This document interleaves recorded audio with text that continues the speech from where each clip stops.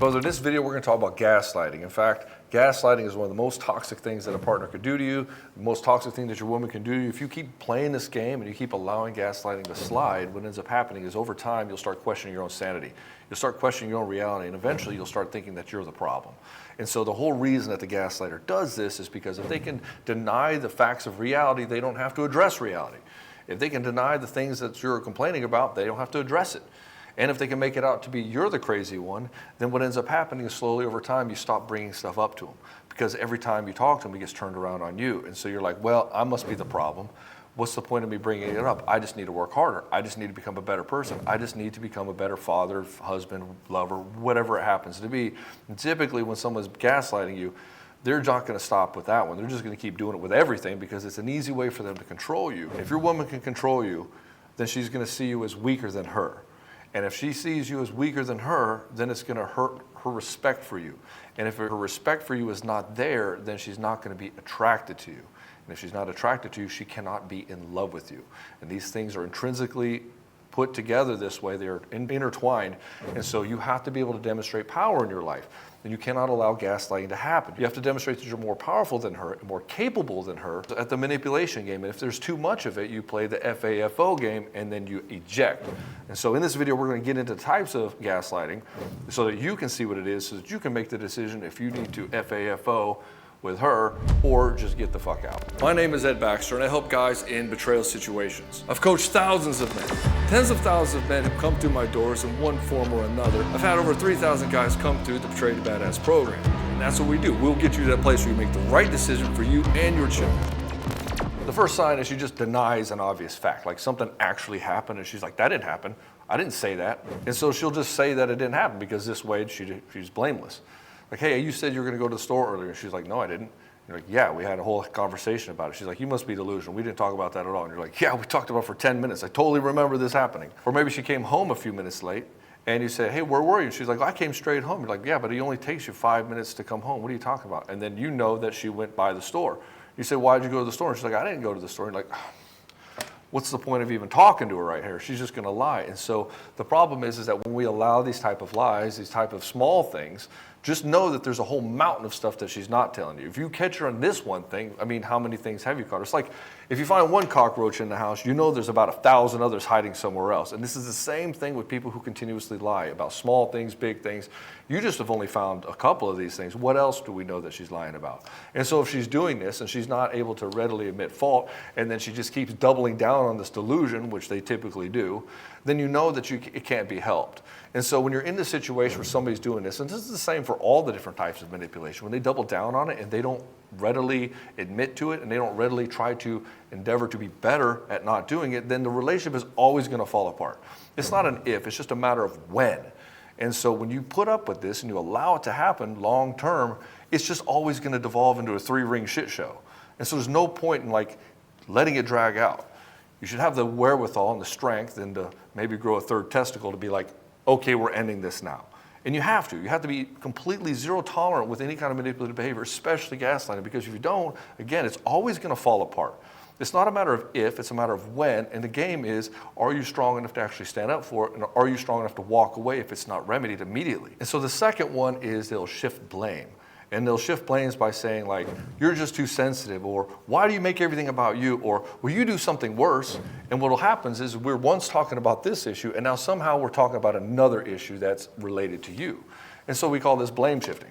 And so what she does, you'll blame shift. And now, not all high manipulators do this. Like a lot of people will do this because that's how they're taught. And a lot of people will manipulate, they don't realize that they're doing it. And so it matters to call attention to it. And it matters for you when you're in this game of blame shifting to bring it back on target for the original point that you were making. So in other words, you're saying, hey, why did you leave the casserole out last night? And she's like, I didn't leave it out. You left it out, right? So there's a gaslighting. And then you're like, well, can you please, I know you did, so can you please put it away next time? She's like, well, you never take out the trash and you never do this. Like, no, we're talking about the casserole and how you forgot to do it. So can I get a commitment from you that it'll happen in the future? She's like, well, you always do this. You just attack me whenever anything's wrong, right? That's another type of blame shifting. You'll notice is that whenever the manipulator's not getting their way and it's not working, they're going to escalate emotionally. And you'll see that it escalated. Will you just do this? Nah! And what they're trying to do is get you wrapped up into their emotional state. And so if you can stay calm and present in this, and you can depersonalize the situation, know that they are just playing this game to win. They're not trying to come to a solution. And this is what the manipulator does. They always do this type of thing where they just try to deflect it, or they'll gaslight, or some other thing that we'll talk about later. And what ends up happening is now they don't have to address the original thing. Point number 3 is rewriting history. And so you'll know that things are never how you remembered them. It's always how she remembered it. And so you find yourself always in this place of, man, if I could just record the conversation, play it back to her, then she'd get the point. She could see how she's coming across. She could see this. And the thing is, even if you did record it, it wouldn't matter. She'd just gaslight and deflect this whole thing. Because the whole point, she's rewriting the history because she has to be right. If she's right, she doesn't have to change anything. She doesn't have to be accountable. She doesn't have to apologize. She doesn't have to be different. And so this whole game of the gaslighting, of the blame shifting, of the rewriting history is just to be something where they don't have to take accountability. And it makes it easier for them to just not have to take accountability than to actually change. So if you start seeing this rewriting history, just know that, yes, you were right. No, you weren't wrong. You don't have to accept her version of the facts. And my ex-wife used to do this all the time. She'd tell me, I didn't say that. You're remembering things wrong. I know I told you this. And it's like, I know very clearly that this isn't the case, and I would have to and then remind her over and over and over again. And it was just like this endless loop of, hey, you said, she said type of a thing. And then I realized that I'm just dealing with somebody who just does not want to take accountability at all. So what's the purpose of this? And like a fool in my previous marriage, I just let it slide. What I would do is I'd be like, well, okay, we're in a fight. And then I'd come back 5 minutes later and pretend like the fight never happened. And magically, everything was okay.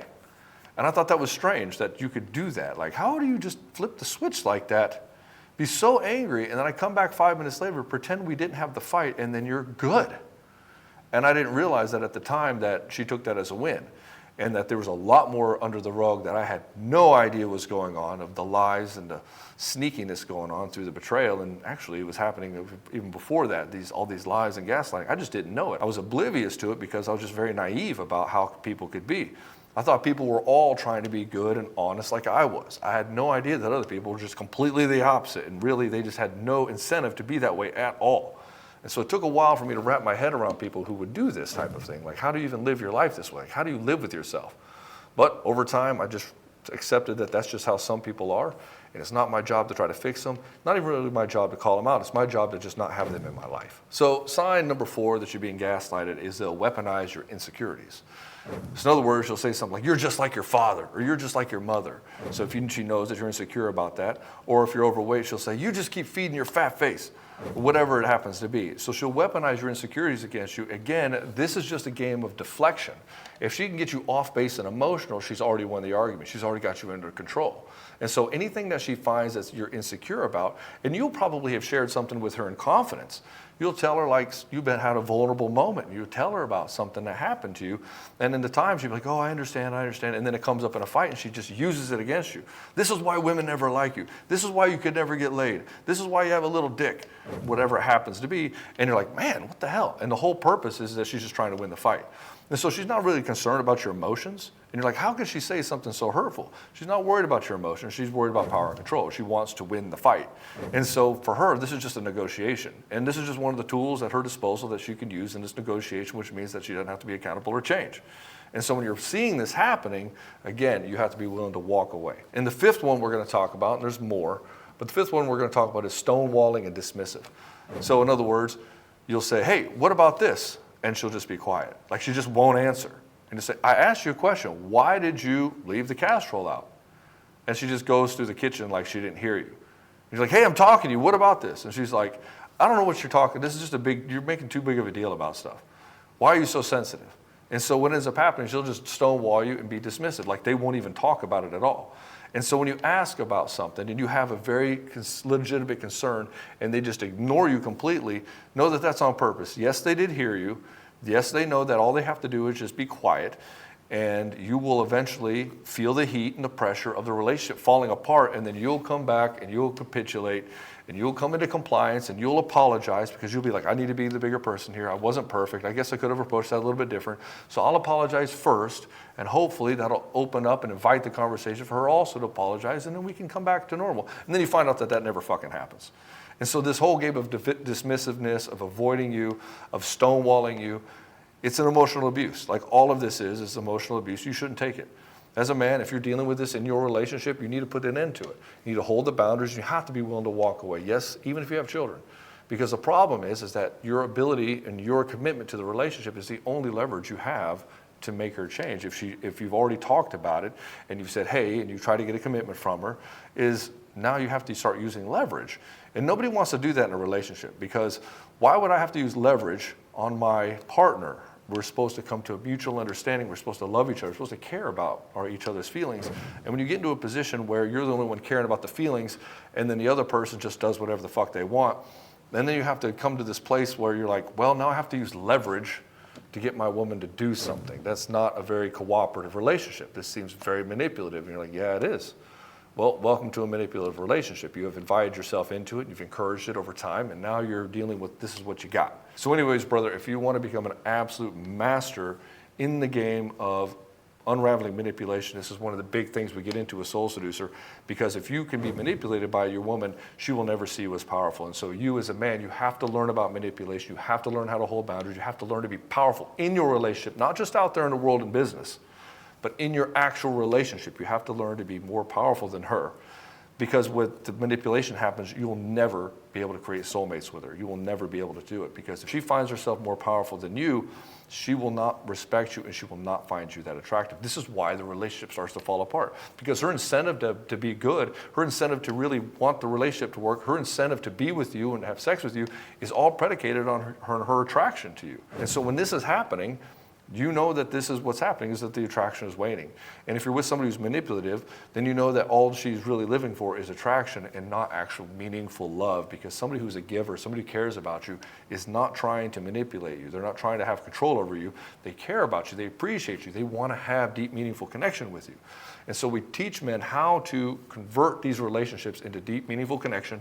And we also show men how to prevent this kind of crap from happening in this life. And we do that in the Soul Seducer program. In fact, most of the guys coming through the program need this more than anything else. So if you're dealing with a manipulative relationship, you're dealing with lies and betrayal, Soul Seducer will show you exactly how to get through that in just a couple of weeks. Anyways, brother, the link is in the description below. If you like this video, want other guys to see it, hit the like button.